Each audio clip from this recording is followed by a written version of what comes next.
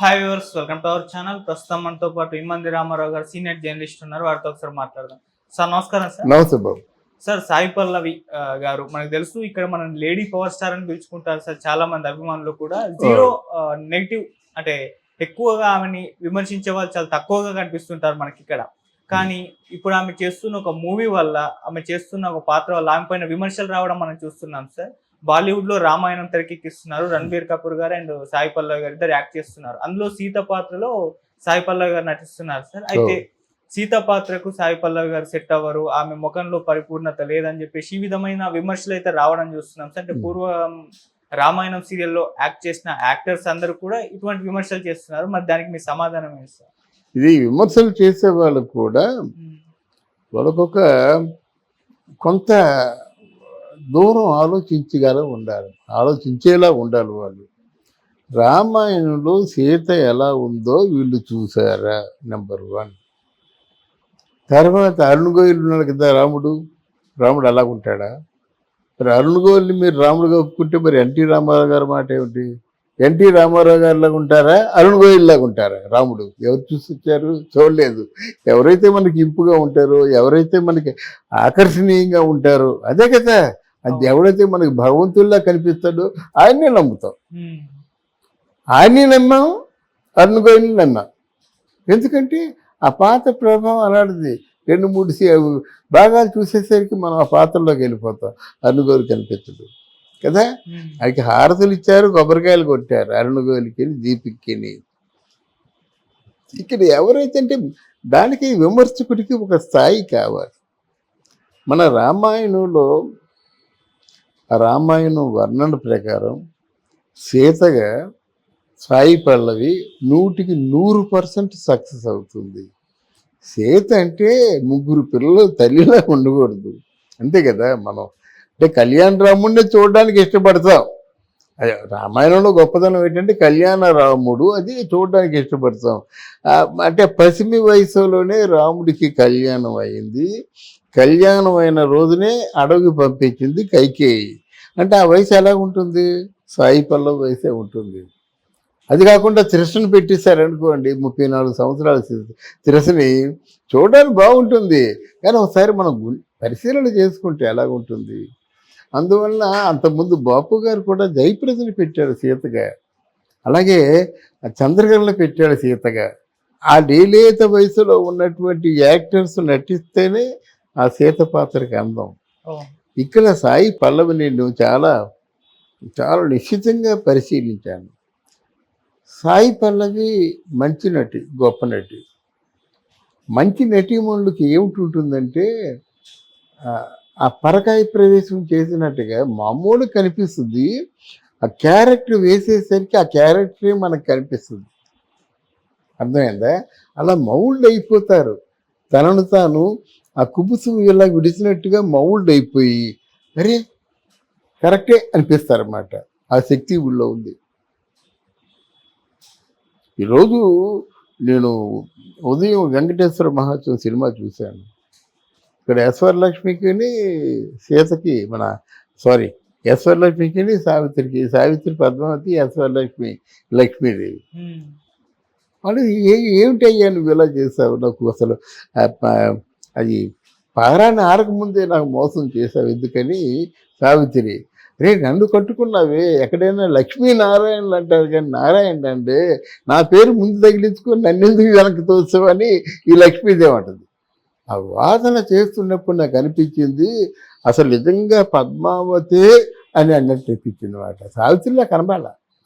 అలాంటి స్వామి అయిపోయిన శిల అయిపోయిన తర్వాత ఆ పాదాల మీద పడి కొట్టుకుంటుంటే మనకి వలవల ఏడ్చేస్తామన్నమాట. తర్వాత అంటే ఆ పాత్రలో మౌల్డ్ అయ్యేటువంటి శక్తి సామర్థ్యాలు కొంతమందికే ఉంటాయి. అలా వాణిశ్రీకి కూడా ఉంది, నాకు అనుభవంలో కొంతమందికి. జయసుధకు ఉంది, చంద్రమోహన్కి ఉంది, రోజారమణికి ఉంది. అలాగా కొంతమంది మౌల్డ్ అవుతారు. ఆ మౌల్డ్ అయ్యే ఆర్టిస్టుల్లో ఇప్పుడున్న వాళ్ళలో చాలా మంచి ఆర్టిస్టు ఎవరంటే సాయి పల్లవి.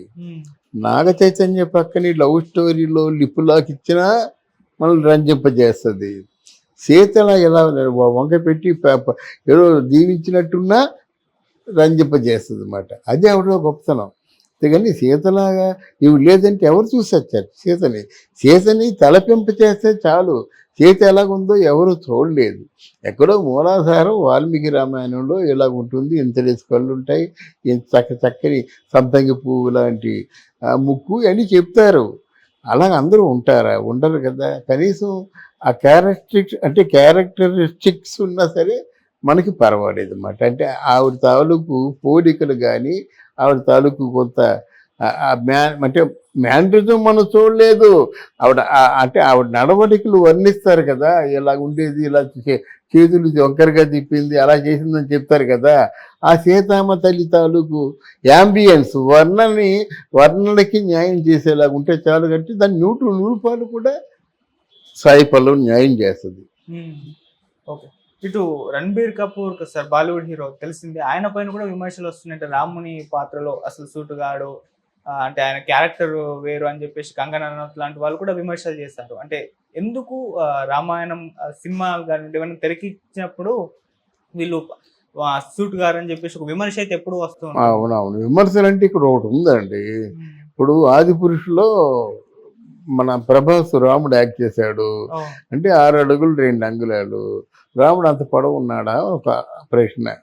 అర్థమైందా? సీత యాక్ట్ చేసింది పూర్తిగా అసలు రవిక లేదు. అంటే ఆ రోజుల్లో సీత రవిక కట్టుకునేది కాదా ఈ ప్రశ్న. అలాగా ప్రశ్నలు ఎప్పుడూ వస్తుంటాయి. అది కాదు మనకి చేయడం. Cinema, what is the meaning of cinema అంటే టు మేక్ బిలీవ్. చూసే ప్రేక్షకుల్ని మోసం చేయాలి, నమ్మించాలి. ఎవరు బాగా కన్విన్స్ చేయగలిగితే ఆ సినిమా బాగా ఆడుతుంది. ఆ గట్టు ఒడ్డున మహాబలిలో ప్రభాస్ నడుచుకుంటూ వెళ్తుండంటే వెళ్ళాడా? మన గుండెలు జారిపోతాయి, కాదు జారిపోతే ఏమైపోతారని చెప్పి అంతగా నమ్మించారు సినిమా. అదే మంచి సినిమా, అదే విజువల్ వండర్ అంటే అదే.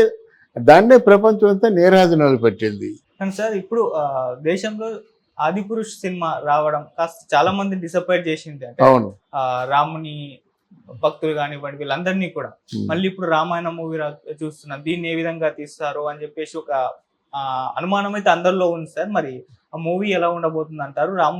రామాయణాన్ని రామాయణం ఉన్నట్టుగానే తెరకెక్కిస్తారా, లేకుంటే ఆది పురుష్ లాగా ఏమైనా మార్పులు చేస్తారా అని చెప్పేసి కొంత డౌట్ అయితే ఉంది సార్.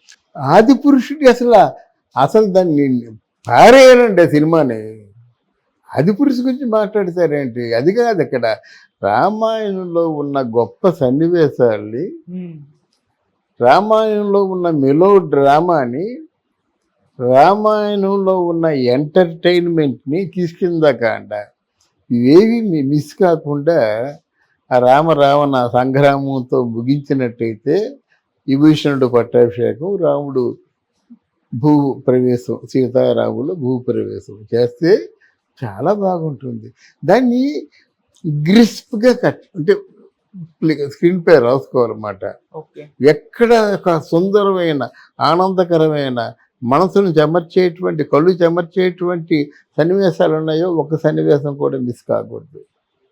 ఎంతంత గొప్ప సన్నివేశాలు ఉన్నాయండి. అందువల్ల ఆ సన్నివేశాల కలయిక మీరు తీసిన రామాయణం అయితే అంటే వీళ్ళ సౌలభ్యం ఉంటుంది. అంటే ఒక్కొక్క హైలైట్ సన్నివేశాన్ని ఒక్కొక్క ఎపిసోడ్గా చేయొచ్చు. ఒక్కొక్క సన్నివేశాన్ని సీరియల్ కదా, ఎంత పొడిగిస్తే అంత మనీ జనరేట్ అవుద్ది. మనకి business range fixed business range కాదు.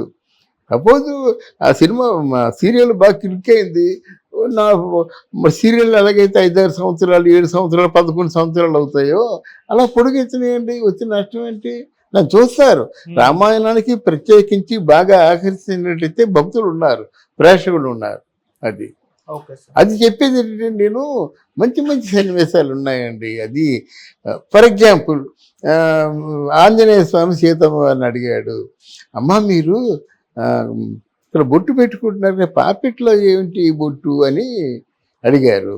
దానికి సీతమ్మ వారు చెప్పారన్నమాట, ఇది నా ఆయన స్వామి వారి మీద నాకున్న భక్తికి చిహ్నం అని చెప్పారన్నమాట. ఈయన పక్కకి వెళ్ళిపోయాడు. మొత్తం ఆ సింధూరం అంతా మొత్తం పూసేసుకొని నోటుకు పూసేసుకొని, మరి మీకంటే నాకు ఎక్కువ భక్తి ఉంది కదమ్మా అన్నాడనమాట. చిరంజీవ అని చెప్పేసి దీవించింది. అలాగా కొన్ని సన్నివేశాలు, ఎంతమంది సన్నివేశాలు.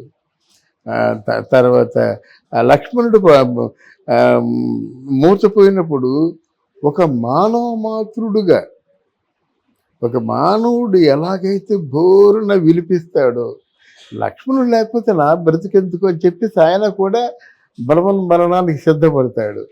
అప్పుడు ఆంజనేయుడు ఆయన ఓదార్చడం, సంజీవిని ఆ మొక్క ఎక్కడుందో తెలియకుండా కొండను పెకరించుకొని రాడు. ఎంత మంచి సన్నివేశాలండి ఇవన్నీ. శబరి దగ్గరికి వెళ్తాడు. శబరి దగ్గరికి వెళ్ళిన తర్వాత ఆవిడ శబరి రామ భక్తురాలు, ఒక రెల్లు సామాజిక వర్గానికి చెందిందని వాళ్ళు చెప్తారు. అప్పట్లో వర్గాలు ఉన్నాయని నాకు తెలీదు, ఆటవికులు అనుకుంటాను, అంతే కదా. అడవిలో నివసించేవారిని ఆటవికులు అంటారు. తర్వాత ఈ దరిద్రపు తెగలు వచ్చాయి. అవుట్ ఆఫ్ ఎగ్జైట్మెంట్ చెప్తున్నారు. రామాయణంలో సన్నివేశాలు ఎలాగుండాలంటే ఆవిడ వస్తుంది, ఆయన చూస్తుంది, రామా ఏమిటి అసలు నా చూపు అంది కదా, ఆపై నా కళ్ళంటే కన్నీళ్ళు ఉన్నాయి కదా, ఇంతకాలం నీకోసం ఎదురు చూశాను కదా, తీరా నువ్వు వచ్చేసరికి నా చూపు కనబట్టలేదు, అయ్యో వినిపించేస్తుంది అన్నమాట. ఏం తిన్నావా, ఇదిగో ఇది తిను అని చెప్పి. ఎంత గొప్పది ఇక్కడ. అక్కడే ఆవిడికి మోక్షాన్ని ప్రసాదిస్తాడనమాట. మోక్షాన్ని రామ నువ్వు చెప్పావు కానీ నన్ను వెళ్ళిస్తారా అంటే, నా రాముడు నన్ను పంపించాడని చెప్పు. అలా నేను నా రాముడు నా దేవుడు పంపించాడని చెప్పి అంటాడు. ఆ మర్మం చూడు. ఎప్పుడు కూడా రామాయణంలో రాముడు దేవుడు అని చెప్పలేదు. ఇక్కడ దేవుడు అని చెప్పినా ఎందుకు చెప్పాడంటే, రాముడు నా దేవుడు, నాకు దేవుడు, అందరికీ దేవుడు అని చెప్పవద్దు అన్నమాట. అంతంత సున్నితమైన అంశాలు ఉన్నటువంటి రామాయణం తీసే ముందు జాగ్రత్త పడాలండి బాబా.